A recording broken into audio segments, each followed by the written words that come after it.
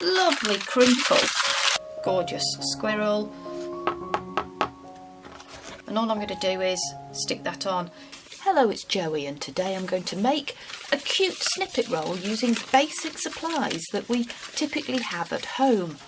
I'm also going to share ideas for decorating a journal using a snippet on pockets and clusters, lots of ideas. I'll start right at the beginning and take you through it step by step, giving you lots of tips as we go so that you can make them too. So hit that subscribe button, I have lots more ideas to come, and let's get started with those snippets. Roll up your sleeves, let's go. The main supplies that I'm using today to make this lovely snippet are a large atlas, a road map, some really scrap paper from a book that's been written in, and I'm also going to make use of whatever I have by way of crayons and paints and a little bit of mica. So have a look in your stash and see what you've got. Have a look what you've perhaps not used for quite some time. These are just children's paint colours, really basic and simple, that I bought at the local supermarket. I'm going to mix those to begin with and make up the strips that will sew, but you can also do this project by gluing and really just use whatever you have. So the first thing I'll do is make the papers. Make them in a colour that I want to use, but make them by having fun, making it really personal, feel really satisfied at what we're creating. Of course you can use scrapbook papers, you could use paper that's already patterned. I'm just choosing today to start at the beginning, and sometimes I just feel like doing that because it's a little bit more satisfying. So I'm going to pull out some papers, colour them, and show you a couple of tricks for using my new best friend, which is a little bit of mica, just to give it some pizzazz and a bit of sparkle.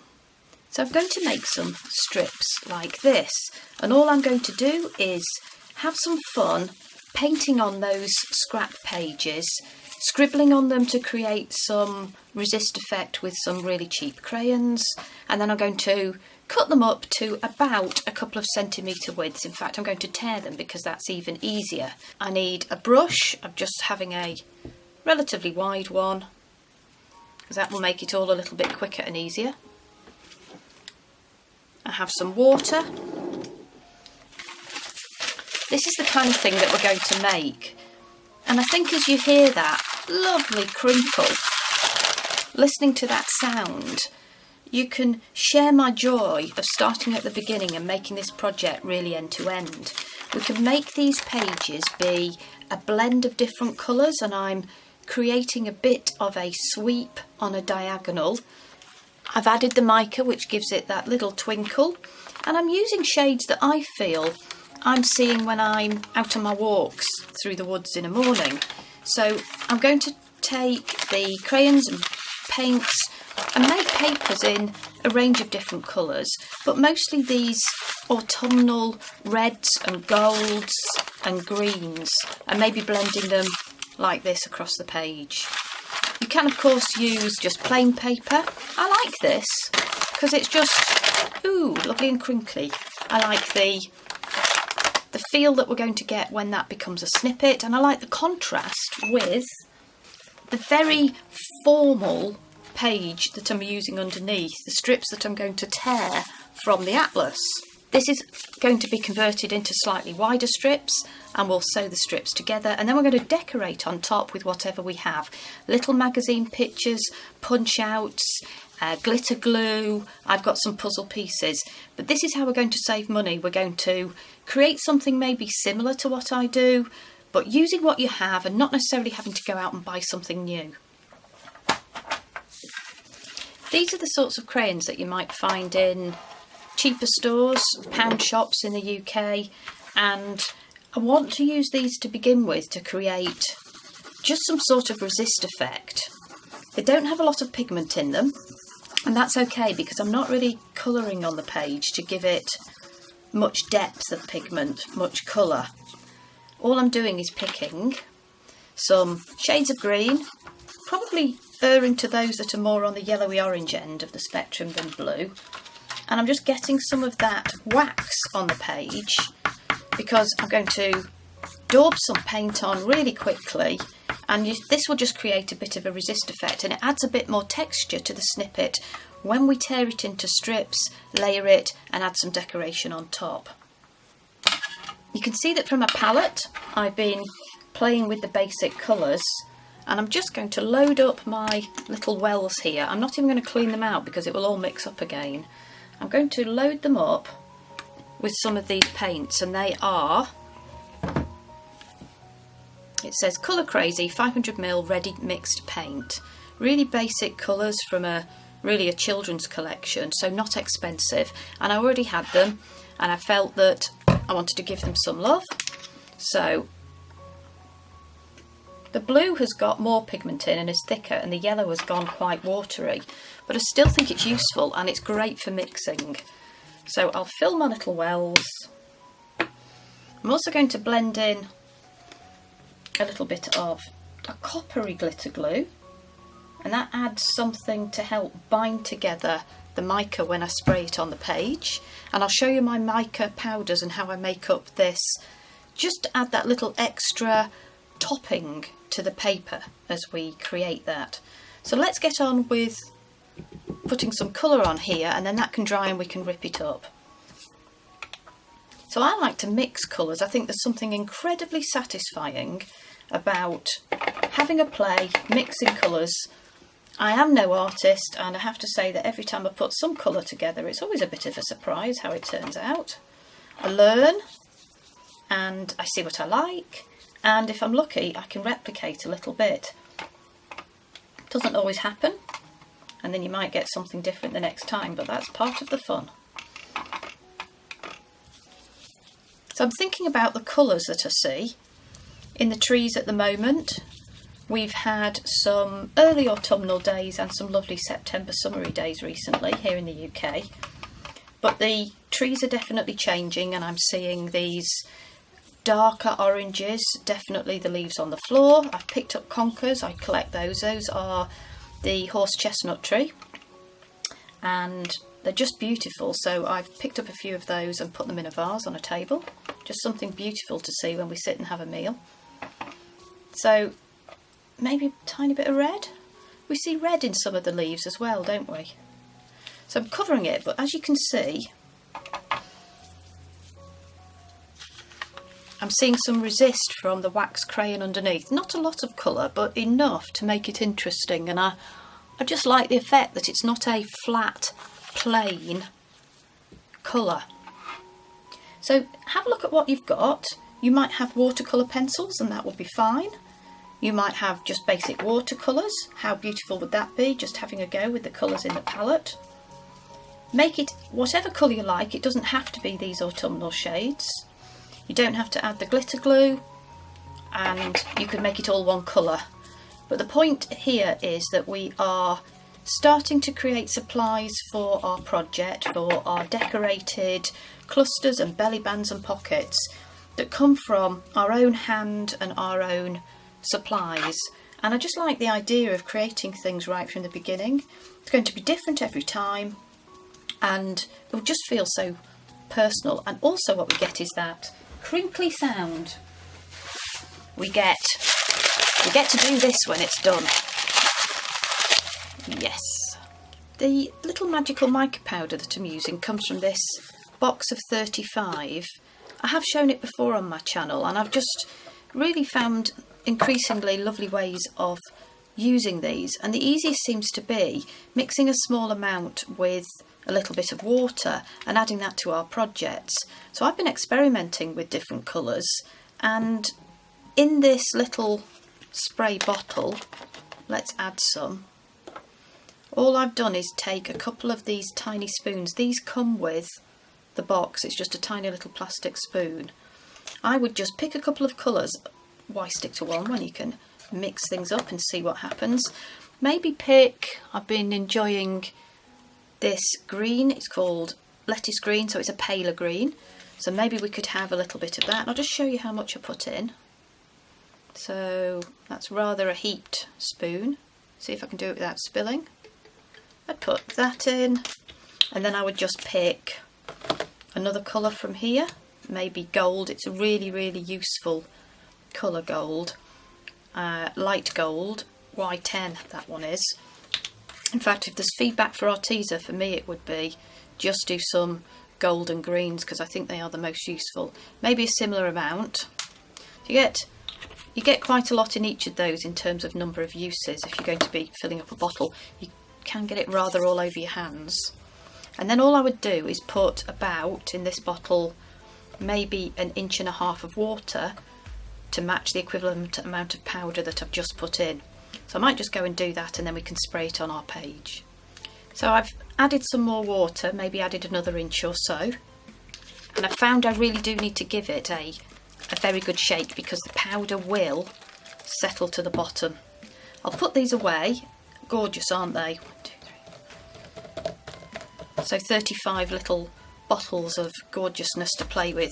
I'm thinking that I'll do something perhaps with these brighter colours at Christmas. Let me know if you've got some ideas. How about putting something like that on? Christmas baubles. Yes, that would be lovely. So before it has dried, I would just take my little spray and add about 3 or 4 squirts. If you can't resist, make it 5 or 6, but that should give enough of an embellishment on top, enough of a layer, so that you can see it when it dries. If you have a dried sheet, my suggestion would be put this in a large cardboard box, maybe with a sheet of paper in that box to line it, and use your box to spray into. Any spare that goes over the side as you're spraying will go onto that paper, and you can use that paper in your project, and that again will be lovely. And just give it enough time for that to all dry off, and then we can tear it into narrow strips for our snippet. Now we've painted our paper, I want to create some little strips. I want a bundle of narrow strips, and these need to be about a couple of centimetres wide, or 1 inch. And I also want to tear some strips from my map, from my road atlas. You could use any book. Perhaps you have a glossy book that's harder to use in some of your journaling. So this is a great opportunity to save money by using what you have and using up maybe some of those more challenging books for our projects. So I'll get on with tearing these into strips, and I want quite a few. So I will do it by hand to get more texture in each of those strips. I prefer that to having a cut edge, but you could do them by a trimmer if that works for you. So I'm just going to double up in my tearing. It makes it a little bit faster. Doesn't need to be perfectly accurate, and I actually think that slightly different strip sizes are more interesting. So these are going to be sewn on top of the strips from the road atlas. Although you don't need to have a sewing machine to do this project, you can glue, and I hope that means that more of you guys can have a go at this, because not all of us have a sewing machine, and I'm a relatively recent acquirer of one, and so I think it's really important that we can all have a go at different projects, and we don't need to rely on having really specialist tools. So really easy. I've got quite a few strips from my one page, and all a little bit different from the painting and the mica spraying that we did. So those can go on one side, and then I'm just going to tear down a piece of paper and make up a number of strips from a road atlas. Jolly large page, in fact about the size of the one that I used to make those pockets a couple of weeks ago, which you seem to like. This was not such a good candidate for making those pockets because it's a bit thinner paper, so I don't think it would have worked for that. So I am quite happy that I found a good use for these. They've been sitting taking space in my little craft room, and I've refused to throw it away. So it's good to find uses for things that make you happy making them, make you very satisfied when they're made, and maybe go in a present or a gift for somebody, or just a personal journal. We're going to use these to decorate pockets and clusters and belly bands, all those things that add to the decoration of a journal.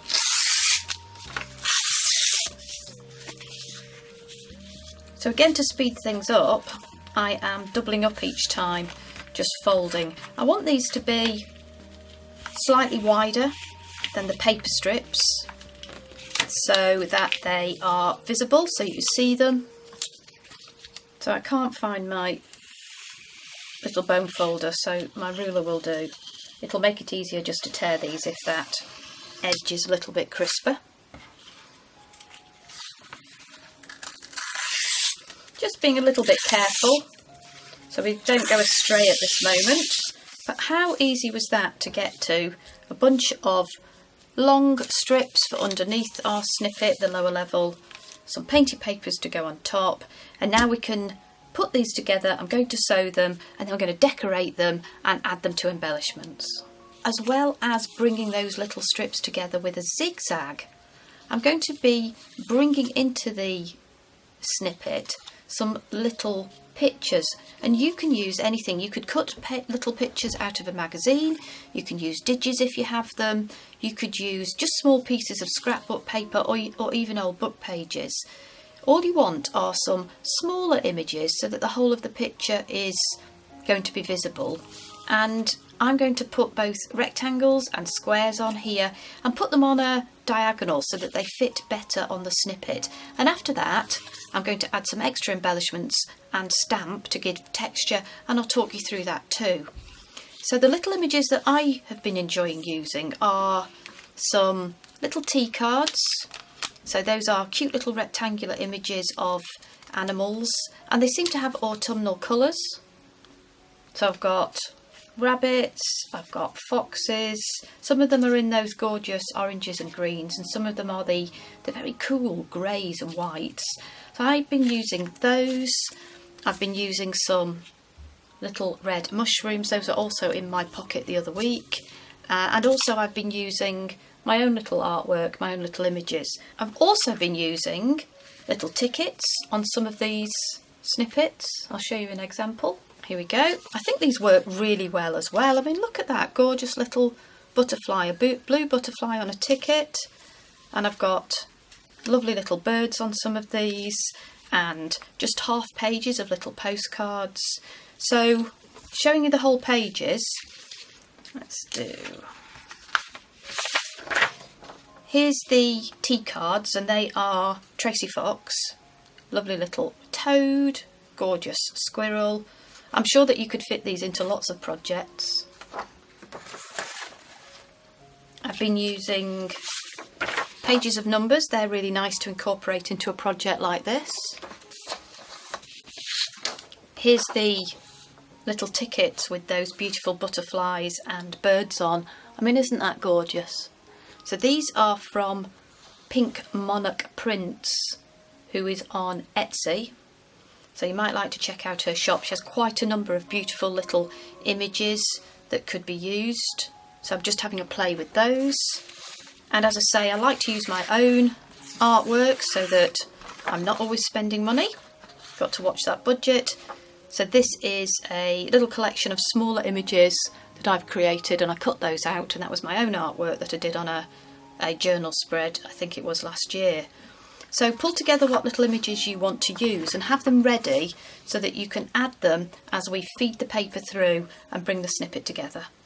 So I'm starting with my two pieces, and I'm going to bring them together with a small zigzag stitch, perhaps to begin with doing a bit of backward and forward to make it seal really nicely. So let's have a go at that.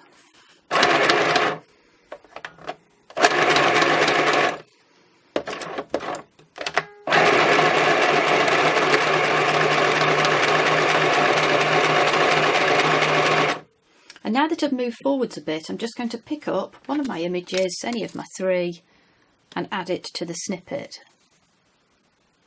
And I like to add on a jaunty angle, so I look for the top left of the image and the bottom right, and I put those onto the piece of paper so that they are facing in a line away from me.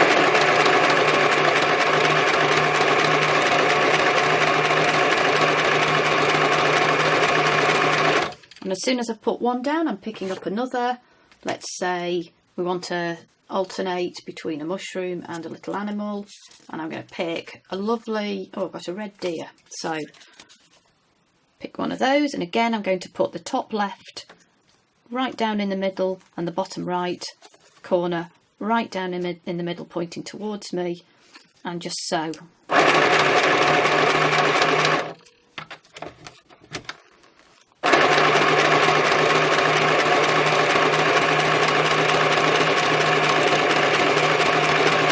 One of the tips I'd have at this stage is to think about how densely packed you want your images to be. So if we're going to put these onto the fronts of pockets or use them as belly bands, we might want these little images to be relatively close together. I'm not going to measure, that would be too difficult, but as soon as one is roughly coming through the sewing machine, I'm going to think about putting another one down. So I'll add a little brown mushroom here and just lay that in the same way, top left corner in the middle, bottom right corner in the middle, and just keep going.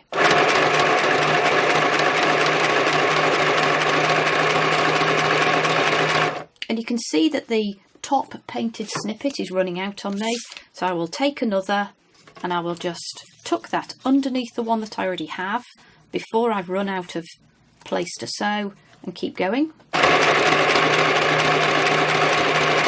And now I'm thinking about going back to using a little mushroom, so I'll put that on again.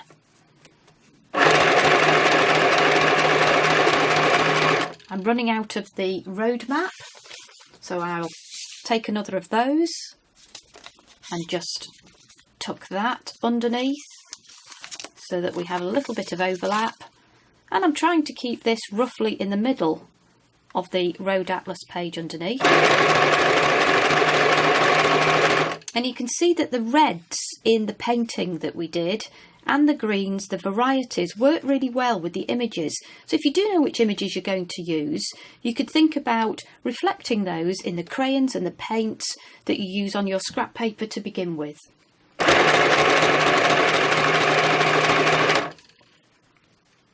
Shall we do a little bit more? Let's have another of those little tea cards. Lovely little squirrel, very autumnal. So he can go down there.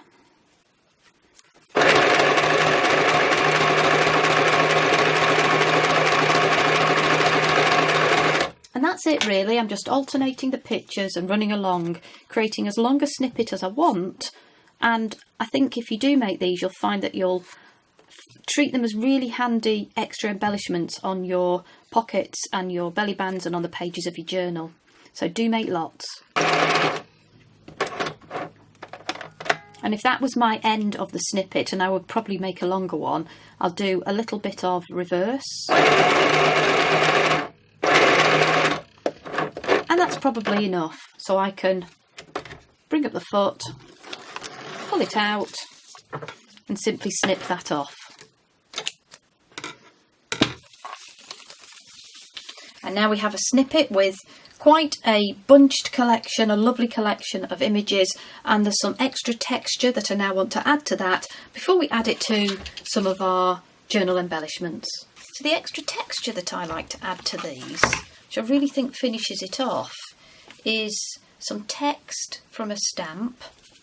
So I do that along some leaves that I'm going to add, leaves that I've punched out from a variety of sources, lovely vintage paper, some more of the painty papers, and even scrapbook paper, any little bits that you have.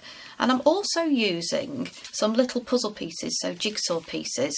I have a bag of those and I just dip in, and I buy these at car boot sales and charity shops, and they're really fantastic for adding some sense of 3D and something interesting to our embellishments. So let's have a go at stamping on here, adding some of the little leaves. You could add any little punch outs that you have or little scraps of paper. You could even just tear some of these images in half, because I think it's partly the representation of the shape of a leaf that matters. It doesn't need to be the exact design of a leaf. I have a text stamp. Not always easy to see which way round it's meant to go. So there we go. Small text, and I'm going to use a lovely beige Ginger Ranger Adirondack ink pad that I've had for absolutely ages. And browns and fawns and dark greens and muted colours really do have lots of uses in our crafting. And all I'm going to do at this stage is add a little bit to the snippet. So I'd add that on top. No particular direction here. So that will go along. You can still see plenty of the image behind. So what I'm also going to do is add some little leaves that are punched out. So I have a pot here in a variety of papers. If I have any little scraps, I punch some of those out. This is old wrapping paper, and I try and cut it so that the lines are going horizontally. I tend to prefer that to punching vertically, so have a little think when I'm punching them out. Some little bits of Christmas paper. This is actually it's IKEA wrapping paper, and I used it in the base of my cardboard box when I was spraying with my mica, so it inherited some of the small speckles from those sprayed efforts, and then I've punched out. So really making the use of some of our junk, really. That's a nice piece of scrapbook paper. I don't make everything out of junk in my junk journals, and I did watch a really interesting video this week, I don't know if you saw it, from Jenny Belly. I will link it in the description box down below. And she was talking about the use of language in the things that we create to help others have access to our world and better understand what we're doing. And maybe talking about the responsibility we have to be clearer with the terminology that we use. So I talk about junk journals, and not everything that I put in my junk journals are junk. I don't want it to change what I do, and I don't think she's saying that. She's saying really have a lot of fun in creating your projects, but let's help everybody understand as they enter this world of art journaling, junk journaling, smash booking, all of these genre. What are these different things? So I may have to have a think about how I use my language in some of my videos. I just do my best to help describe what I'm doing. And actually when you're on camera, it isn't the easiest, I'll be honest. This is not natural for me. So I'm just taking some of these leaves that I've punched out and tucking them behind those images. I'm trying to alternate between left and right. So let's say above and below the snippet, but I am having them all face in one direction. So there is a sense of coordination in this. Picking colours that perhaps go with some of those images. So this little squirrel, for example, you can see the zigzag sewing coming through, and I've just picked a slightly more vibrant punched leaf and I'll tuck that behind. I just need a bit of glue at the bottom. I'm using my high-tack glue, quite strong, and I'll maybe tuck him under there. So already we've got a bit more texture and interest with the pictures, all perhaps an autumnal theme. We've got texture in the sewing, we've got stamping, adding a bit more interest, breaking up the flatness of some of the images, and we've used a variety of papers in these leaves. So the last thing I'm going to do, as well as adding a bit more stamp texture on top of those leaves, is then add some of those puzzle pieces before we go ahead and cut this up and put it on some of our journal embellishments. So back to the text stamp, and I want to put some on these leaves, so bringing it together to the family of stamping that we have on the snippet below. It's not difficult, I'm not really thinking about any particular direction up or down, and I'm using just the same colour. I guess you could introduce variety of colours if you have some more ink pads, but I'm thinking this rusty brown is a really nice colour to go with the autumn theme. What do you think? Do you think these colours are working? So I've got plenty going on now. I'll add the puzzle pieces and then we'll do the decorating. I look for puzzles, little jigsaws, that have pictures on in relatively natural neutral tones. So the images will be perhaps these nice olive greens and fawns. I also like puzzles with words in, so that's something I look out for in a charity shop. And all I'll do is pick out a few of these and add them to the project. You can see that there's not a lot of space, so maybe I'll go under that leaf. That can tuck underneath. I'll put it on top of that one. Pick another. That's got a nice bit of flash of red in it. So I'm not taking too long to think about this. And I'm hopefully giving you suggestions for how to make supplies for your journals that don't require you to go out and spend a lot of money. It can be challenging, particularly at the moment, and I think it feels really good when we use what we have and just get really creative with it. And all I do is create a few of these and then use them in my projects. I've got a few ideas today for how you might like to use these, and I've made up some little samples to share just to bring those ideas to life. So I've done some clusters on some beautiful thick cardstock. I've made belly bands. I've got some large pieces here ready to use as a tuck spot or a pocket, and I've decorated some pockets as well. But with all of these, my biggest tip for saving money is about the base of cardstock that you use. So what I've been using is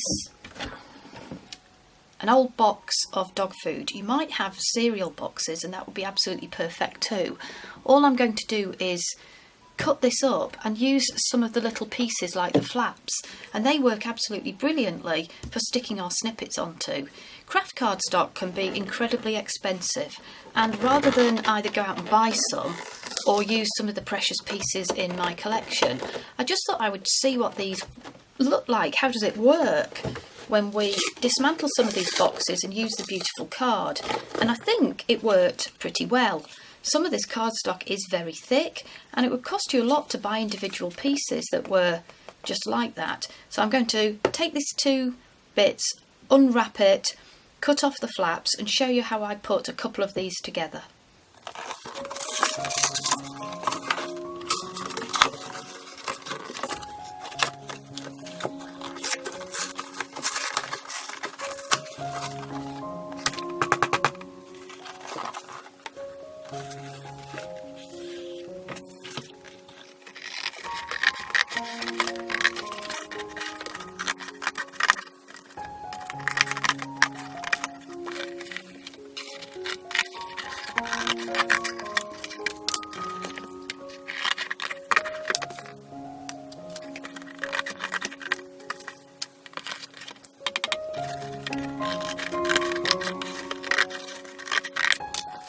So I've just cut a few of those flaps off.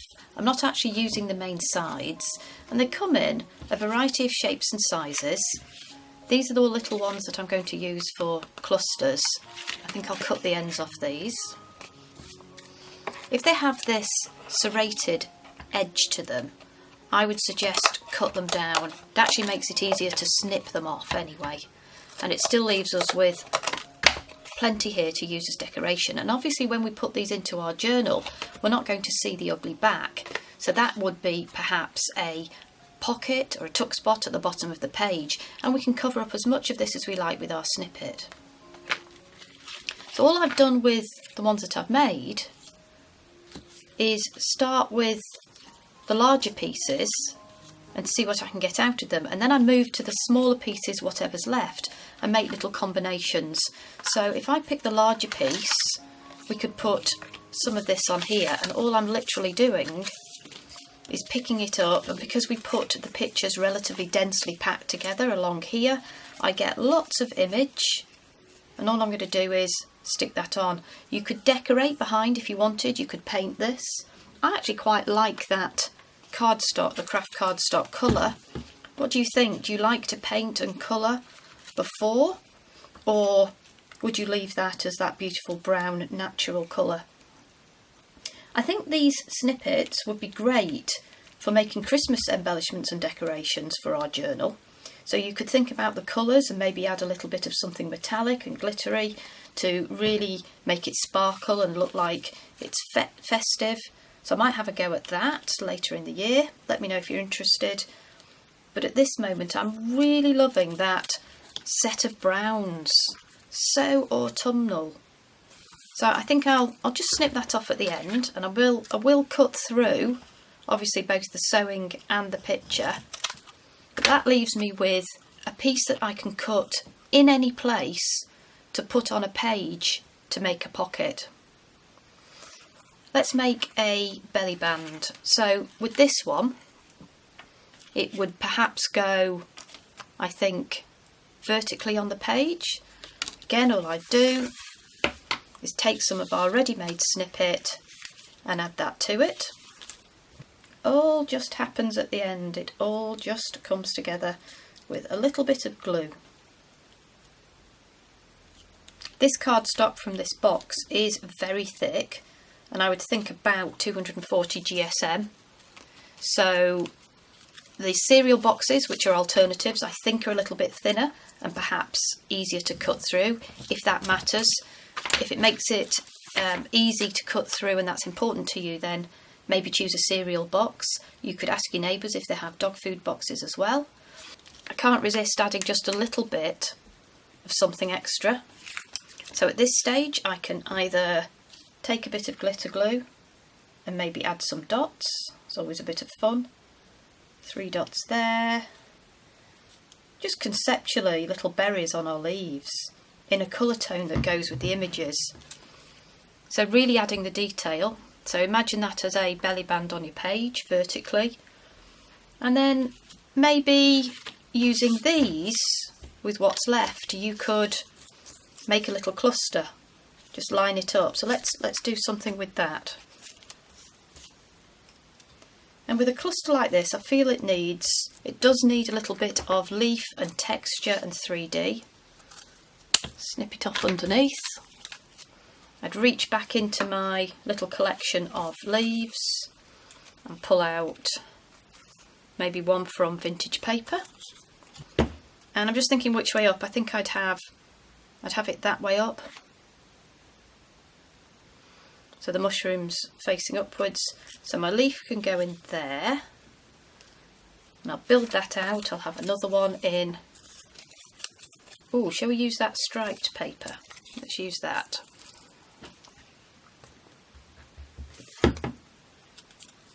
A leaf there. That's far too symmetrical. I'm going to change that. I'm going to have that behind there as well. Oh, that's better. Yeah, much better. Now I've got something happening like this, and I could have just a dot or two or some sequins or something extra down here. Just, you know, play around and see what works for you, and that would be a cute little cluster to add as a page, as a decoration. So lastly, how about adding a piece to a pocket? So when we make pockets, particularly from regular glossy book pages, there isn't always a pretty image on the front. So I'll take a snippet from one of the others that I've made, and I'm going to use one that used these little postcard pieces. So these are little postcards, images, but they were too big, so all I did was just snip down the middle, and I used a fancy pair of scissors to give it some interest, and I sewed those on. So why don't we have something from here? You can choose what works. If you've got a number of images on, choose what works. Let's do something with that there. So I'll be a bit naughty and cut in the middle of a snippet. Think about there. And then that works with the greens in the pocket. It's really easy.